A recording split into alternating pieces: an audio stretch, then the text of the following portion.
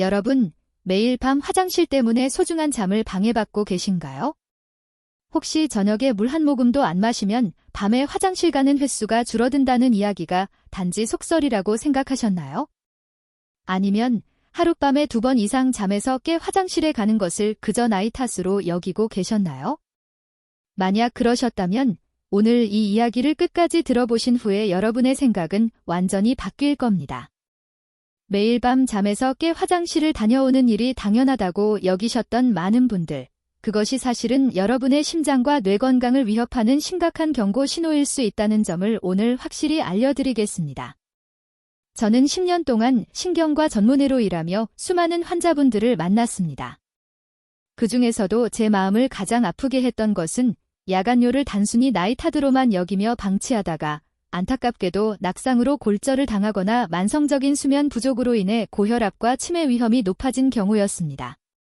많은 분들이 야간뇨를 대수롭지 않게 생각하시지만 사실 이는 여러분의 건강에 빨간불이 켜졌다는 신호와 같습니다. 통계에 따르면 60대 이상 인구의 70% 이상이 야간뇨를 경험하고 있습니다. 그러나 더욱 놀라운 사실은 이들 중 대부분이 충분히 치료 가능한 상태임에도 불구하고 적절한 조치를 취하지 않고 있다는 것입니다. 오늘 이 자리에서 여러분께 반드시 전하고 싶은 메시지가 있습니다. 야간뇨는 단순히 방광이 약해져서 생기는 문제가 아니라는 점입니다. 진짜 원인은 우리가 예상하지 못한 다른 곳에 있습니다. 여러분의 소중한 건강을 위해 지금 바로 구독 버튼을 눌러주세요. 오늘 제가 들려드릴 이야기는 여러분의 수면의 질을 놀랍도록 변화시킬 것입니다. 지금부터 야간뇨의 진짜 원인을 깊이 파헤치고 오늘 밤부터 당장 실천할 수 있는 3가지 핵심 해결법, 그리고 많은 분들이 놓치고 있는 아주 중요한 생활 습관들까지 이 모든 것을 자세히 말씀드리겠습니다. 그렇다면 야간뇨란 정확히 무엇일까요? 의학적으로 야간뇨는 밤에 잠을 자는 동안 소변을 보기 위해 한 번 이상 깨는 것을 말합니다. 하지만 더 중요한 것은 왜 이런 일이 일어나는가 하는 점입니다. 많은 분들이 방광이 노화되어 약해졌기 때문이라고 생각하시는데 이는 절반만 맞는 이야기입니다. 밤중에 화장실을 가게 되는 진짜 이유를 이해하려면 우리 몸의 수분 순환 시스템을 알아야 합니다. 낮 동안 우리가 서 있거나 앉아 있을 때 중력의 영향으로 체액이 하체, 특히 다리 쪽으로 내려가게 됩니다. 이것을 의존성 부종이라고 하는데 쉽게 말해 다리에 물이 고이는 현상입니다. 저녁이 되면 양말 자국이 선명하게 남거나 다리가 무겁고 붓는 느낌이 드는 것도 바로 이 때문입니다. 그런데 문제는 밤에 잠자리에 누웠을 때 시작됩니다. 누운 자세가 되면 중력의 영향이 사라지면서 낮 동안 다리에 고여있던 수분이 다시 혈관 속으로 돌아오기 시작합니다. 이렇게 갑자기 늘어난 혈액량은 콩팥으로 흘러들어가고 콩팥은 이 많은 양의 수분을 처리하기 위해 열심히 일하게 됩니다. 결과적으로 방광에는 평소보다 훨씬 많은 양의 소변이 만들어지고 우리는 잠에서 깨어 화장실로 가게 되는 것입니다. 이것이 바로 야간뇨의 핵심 메커니즘입니다. 방광이 약해서가 아니라 낮 동안 쌓인 수분이 밤에 한꺼번에 처리되기 때문에 발생하는 현상인 것입니다. 이 사실을 이해하고 나면 해결책도 명확해집니다. 낮 동안의 수분 관리와 저녁 시간대 수분 이동을 조절하는 것, 이것이 야간뇨 해결의 핵심입니다. 그렇다면 야간뇨가 왜 건강에 그렇게 위험할까요?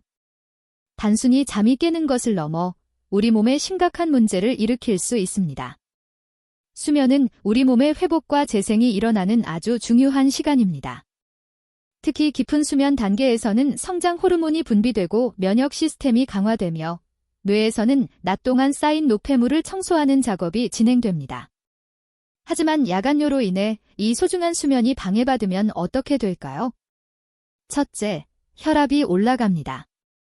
수면이 단절되면 우리 몸의 스트레스 호르몬이 증가하고 이는 혈압 상승으로 이어집니다.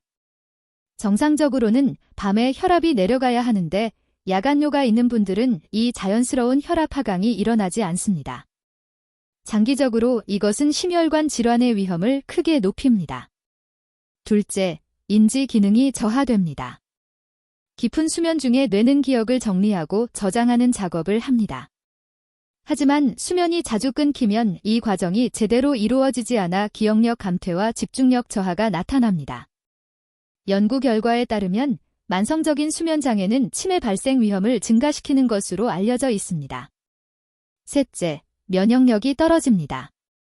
수면 중에 우리 몸은 면역 세포를 만들고 강화시킵니다. 수면이 부족하면 감염에 대한 저항력이 약해지고 각종 질병에 걸리기 쉬운 상태가 됩니다. 특히 노년층에서는 이것이 더욱 심각한 문제가 될 수 있습니다. 넷째, 낙상의 위험이 있습니다. 어두운 밤에 반쯤 잠든 상태로 화장실을 오가다가 넘어지는 사고가 의외로 많이 발생합니다. 특히 고령자의 경우 낙상으로 인한 골절은 생명을 위협할 수 있는 심각한 문제입니다. 실제로 노인 낙상 사고의 상당수가 야간 화장실 이용 중에 발생한다는 통계가 있습니다. 이제 본격적으로 해결 방법에 대해 말씀드리겠습니다. 첫 번째이자 가장 중요한 해결책은 저녁 6시 이후 수분 섭취를 완전히 중단하는 것입니다. 이것이 가장 간단하면서도 가장 효과적인 방법입니다. 많은 분들이 이 말을 들으면 놀라십니다. 물을 마시는 것이 건강에 좋다고 배웠는데 왜 저녁에는 마시면 안 되냐고 질문하십니다. 여기서 중요한 것은 하루 총 수분 섭취량을 줄이는 것이 아니라 수분 섭취의 시간을 조절하는 것입니다. 아침에 일어나서부터 저녁 6시까지는 충분한 양의 물을 마셔야 합니다. 이 시간 동안 하루에 필요한 수분을 모두 섭취하는 것입니다. 일반적으로 성인은 하루에 1.5리터에서 2리터 정도의 수분이 필요한데 이것을 낮 동안 나누어 마시면 됩니다. 저녁 6시 이후에는 물뿐만 아니라 모든 형태의 수분 섭취를 피해야 합니다. 차, 커피, 국물, 과일, 주스, 우유 등 모든 것이 해당됩니다. 특히 과일은 많은 분들이 간과하시는 부분인데 과일에는 상당량의 수분이 포함되어 있습니다. 수박 한 조각, 사과 한 개에도 우리가 생각하는 것보다 훨씬 많은 수분이 들어 있습니다. 물론 저녁 식사 때 국이나 찌개를 전혀 먹지 말라는 것은 아닙니다.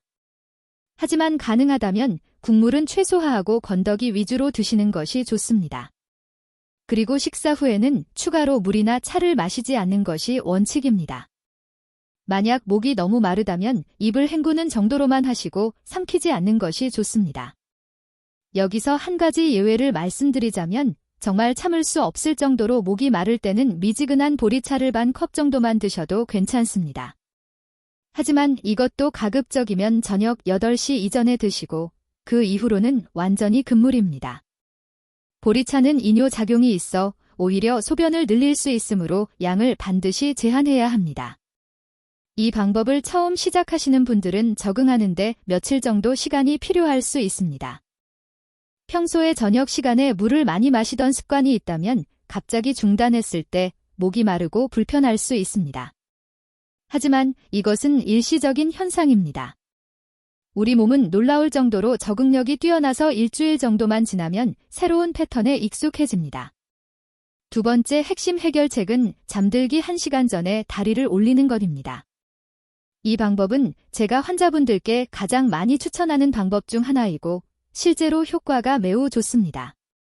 앞서 설명드린 것처럼 낮 동안 다리에 고인 수분이 밤에 누웠을 때 한꺼번에 혈관으로 돌아오면서 야간요가 발생합니다. 그렇다면 잠들기 전에 미리 이 수분을 순환시켜버리면 어떨까요? 바로 이것이 다리 올리기의 원리입니다. 방법은 간단합니다. 잠자리에 들기 1시간 전 침대나 소파에 누워서 다리를 심장보다 높게 올립니다. 베개나 쿠션을 2-3개 쌓아서 발을 받쳐주면 됩니다. 이 자세를 20분 정도 유지합니다. 이때 완전히 편안한 자세를 취하는 것이 중요합니다. 다리에 힘을 주거나 불편한 자세로 있으면 오히려 혈액순환에 방해가 됩니다. 다리를 올리고 있는 동안 무엇을 할까요? 스마트폰을 보거나 텔레비전을 시청할 수도 있지만 이것은 추천하지 않습니다. 왜냐하면 화면에서 나오는 블루라이트가 수면 호르몬인 멜라토닌의 분비를 방해하기 때문입니다. 대신 조용한 음악을 듣거나 책을 읽거나 명상을 하는 것이 좋습니다. 또는 그냥 편안하게 눈을 감고 쉬어도 됩니다. 20분이 지나면 다리를 내리고 바로 화장실에 가서 소변을 봅니다. 이때 평소보다 소변량이 많다는 것을 느끼실 수 있을 것입니다. 이것이 바로 다리에 고여있던 수분이 빠져나오는 것입니다. 이렇게 미리 배출을 해두면 밤 동안 만들어지는 소변의 양이 현저히 줄어듭니다. 결과적으로 밤새 깨지 않고 편안하게 주무실 수 있습니다. 이 방법을 실천하실 때 한 가지 주의할 점이 있습니다. 다리를 너무 오래 올리고 있으면 오히려 불편할 수 있으므로 정확히 20분 정도만 하시는 것이 좋습니다. 또한 다리에 통증이나 저림이 느껴진다면 즉시 자세를 바꾸셔야 합니다.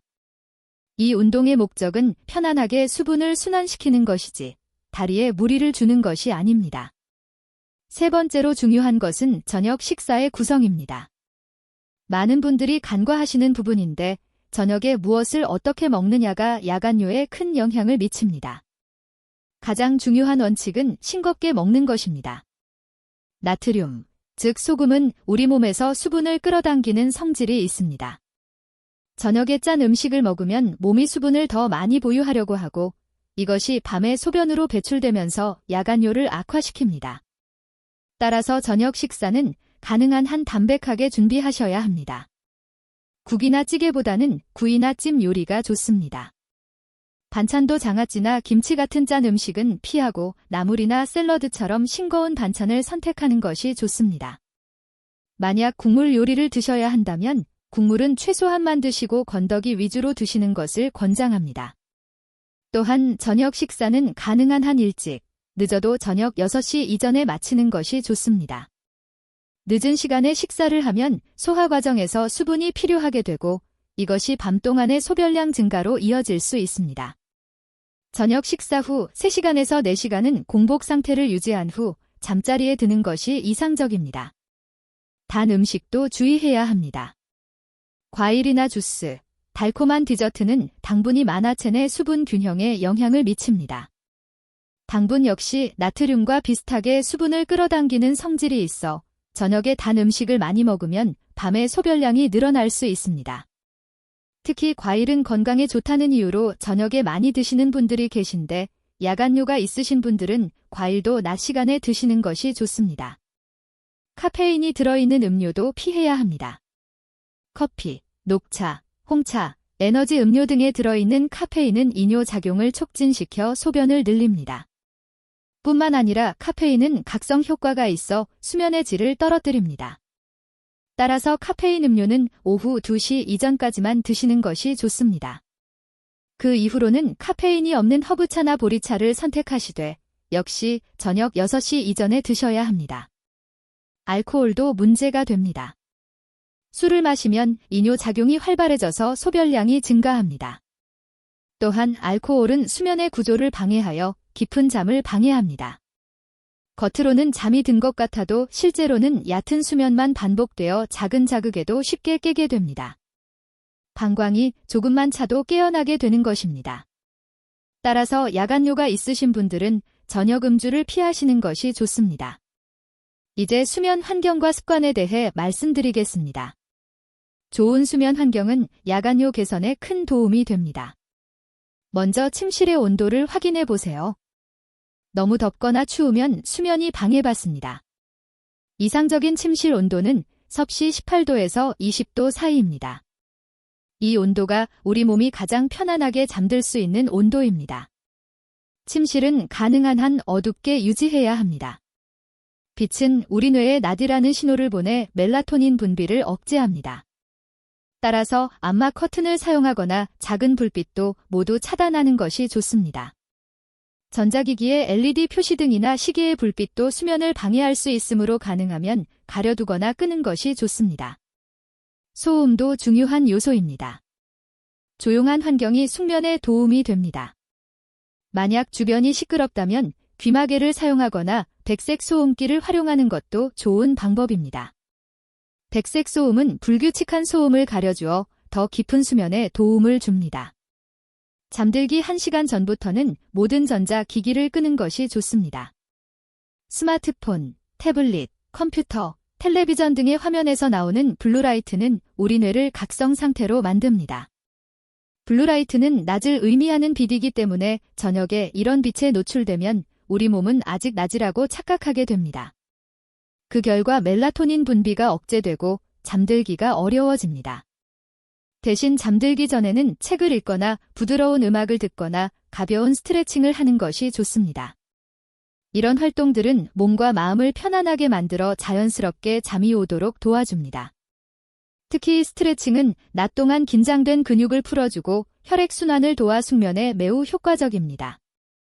여기서 중요한 행동 습관 하나를 말씀드리겠습니다. 많은 분들이 밤에 깨면 습관적으로 화장실에 가십니다. 하지만 실제로는 소변이 그렇게 급하지 않은 경우도 많습니다. 이것은 일종의 조건 반사입니다. 밤에 깨는 것과 화장실 가는 것이 하나의 패턴으로 굳어진 것입니다.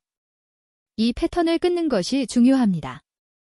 밤에 깨었을 때 즉시 화장실로 가지 마시고 먼저 침대에 누운 채로 심호흡을 해보세요. 깊게 숨을 들이마시고 천천히 내쉬는 것을 5번 정도 반복합니다. 그리고 몸의 긴장을 풀고 다시 잠들려고 노력해보세요.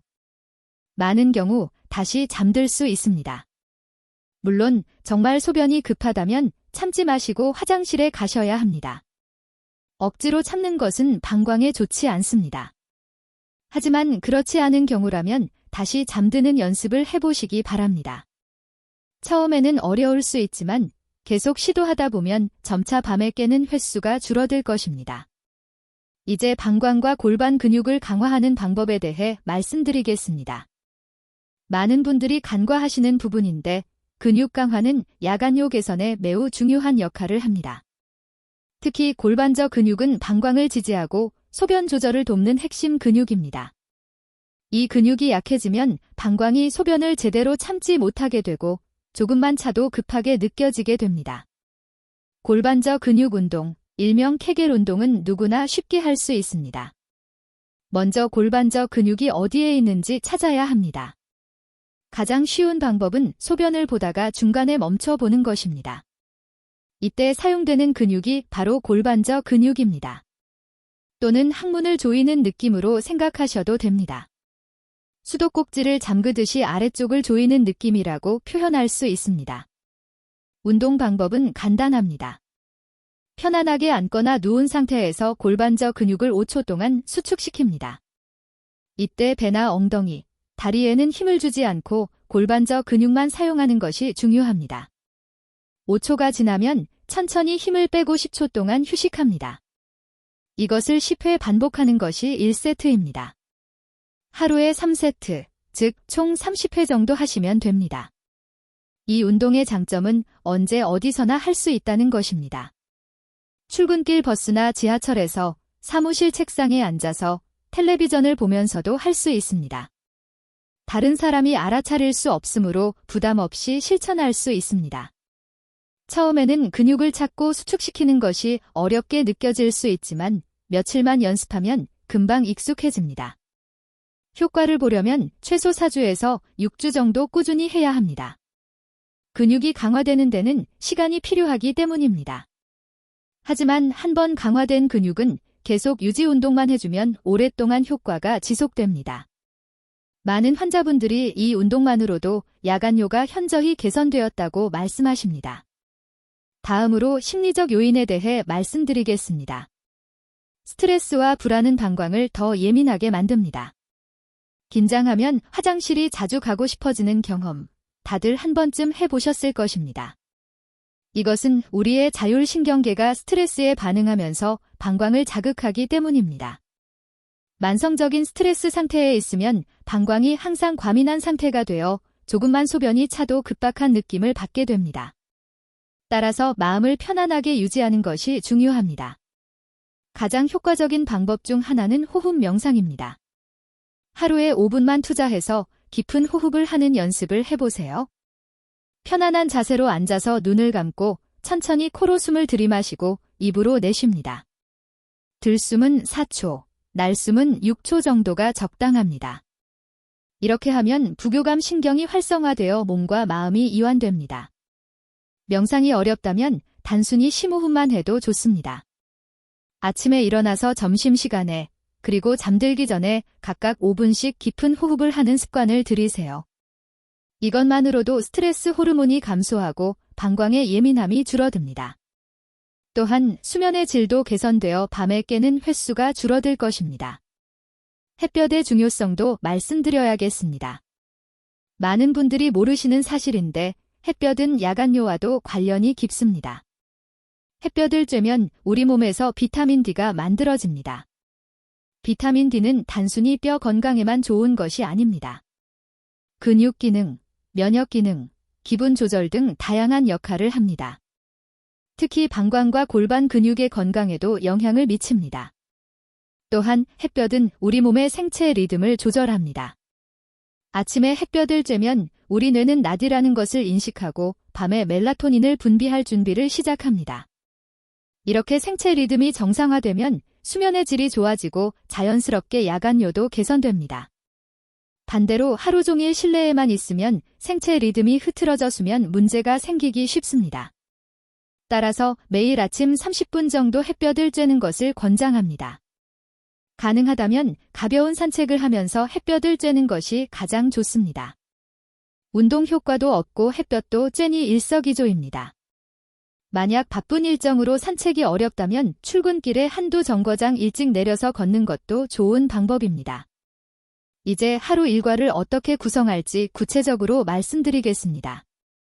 효과적인 야간요 관리를 위해서는 하루 전체 생활 패턴을 조정해야 합니다. 먼저 아침부터 시작하겠습니다. 아침에 눈을 뜨면 가장 먼저 미지근한 물 한 컵을 마십니다. 밤 동안 우리 몸은 수분을 잃게 되므로 아침에 수분을 보충하는 것이 중요합니다. 차가운 물보다는 미지근한 물이 위장에 부담을 주지 않아 좋습니다. 물을 마신 후에는 가볍게 스트레칭을 합니다. 몸을 쭉 펴고 목을 돌리고 팔다리를 움직여줍니다. 이것은 밤 동안 굳어있던 근육을 풀어주고 혈액순환을 활성화시킵니다. 5분에서 10분 정도면 충분합니다. 그리고 나서 아침 식사를 하고 30분 정도 햇볕을 쬐면서 산책을 합니다. 이것이 하루를 시작하는 이상적인 루틴입니다. 낮 시간 동안에는 수분을 충분히 섭취해야 합니다. 앞서 말씀드린 대로 하루 필요한 수분량을 낮 시간에 나누어 마시는 것입니다. 한 번에 많은 양을 마시는 것보다는 조금씩 자주 마시는 것이 좋습니다. 예를 들어 1시간에 한 번씩 물 한 컵 정도를 마시는 식입니다. 이렇게 하면 몸이 수분을 효율적으로 흡수하고 활용할 수 있습니다. 점심시간에도 가능하다면 짧게라도 걷는 것이 좋습니다. 식사 후 10분에서 15분 정도 가볍게 걷는 것만으로도 소화에 도움이 되고 하체의 수분이 고이는 것을 예방할 수 있습니다. 만약 사무실을 벗어나기 어렵다면 사무실 안에서라도 일어나서 움직이는 시간을 가지세요. 1시간에 한 번씩 일어나서 스트레칭을 하거나 잠깐 걷는 것이 좋습니다. 오후에도 계속 수분을 섭취하되 저녁 6시가 가까워지면 점차 양을 줄여갑니다. 오후 5시쯤에는 마지막으로 물 한 컵 정도를 마시고 그 이후로는 섭취를 중단합니다. 저녁 식사는 6시 이전에 마치고 앞서 말씀드린 원칙대로 담백하고 싱겁게 드십니다. 국물은 최소화하고 건더기 위주로 드시는 것을 잊지 마세요. 저녁 8시쯤부터는 몸을 이완시키는 시간을 가집니다. 조명을 조금 어둡게 하고 텔레비전이나 스마트폰 사용을 줄입니다. 대신 책을 읽거나 부드러운 음악을 듣거나 가족과 대화를 나누는 시간을 가지세요.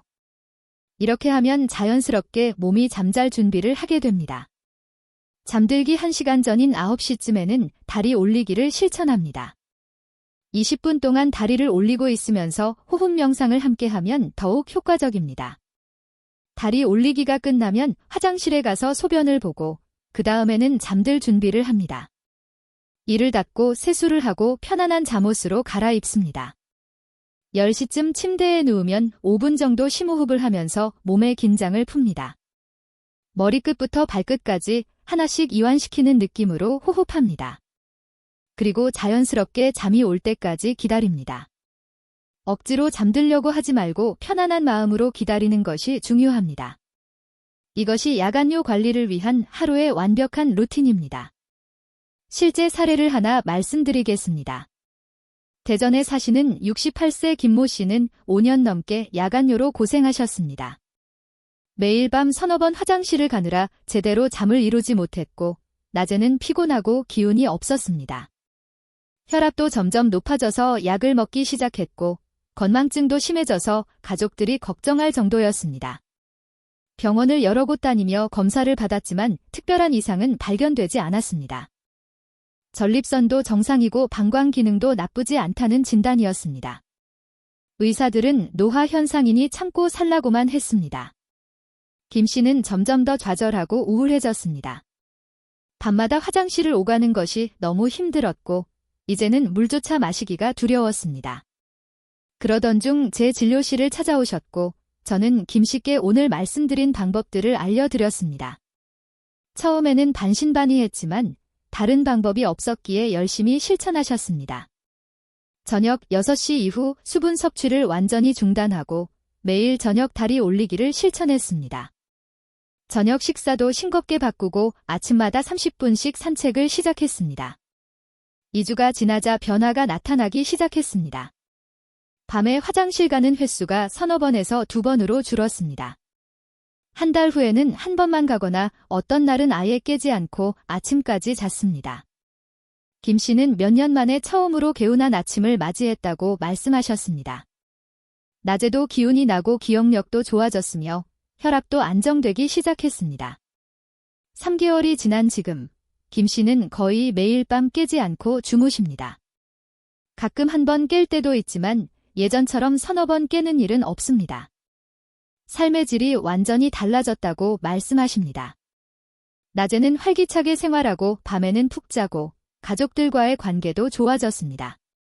무엇보다 자신감을 되찾으셨다는 것이 가장 큰 변화였습니다.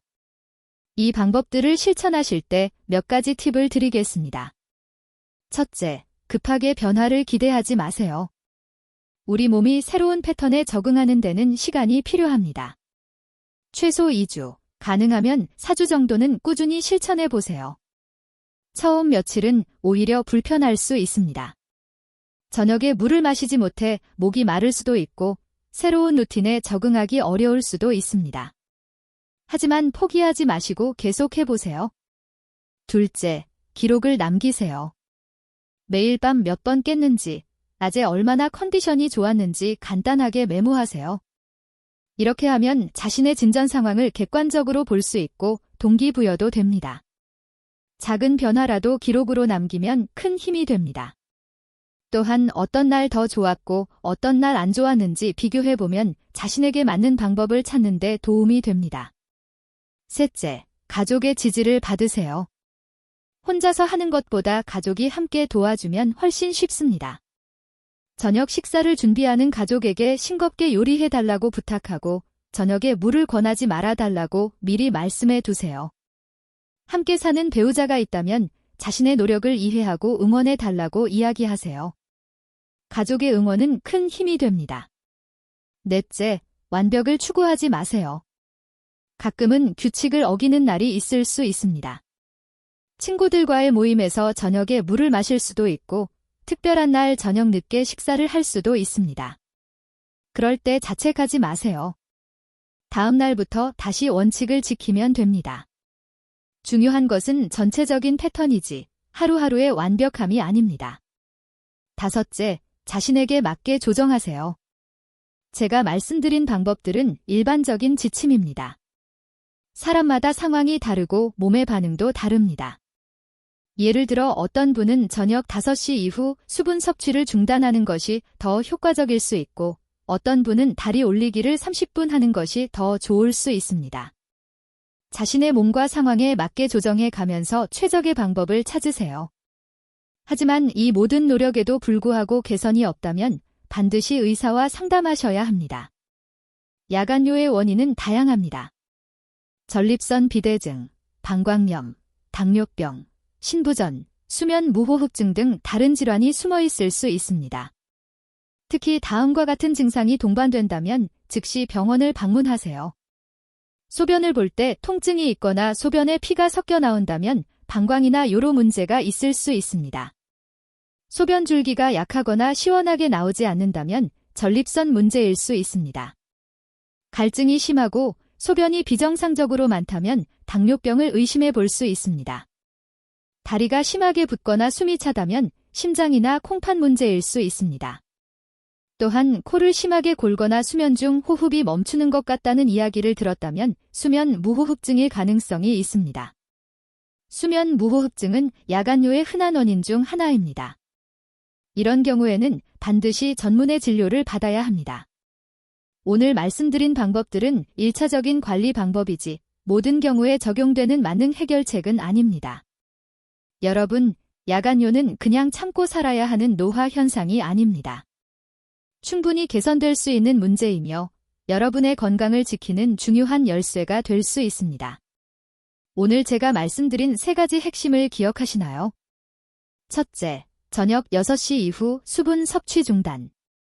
둘째, 잠들기 1시간 전 20분간 다리 올리기.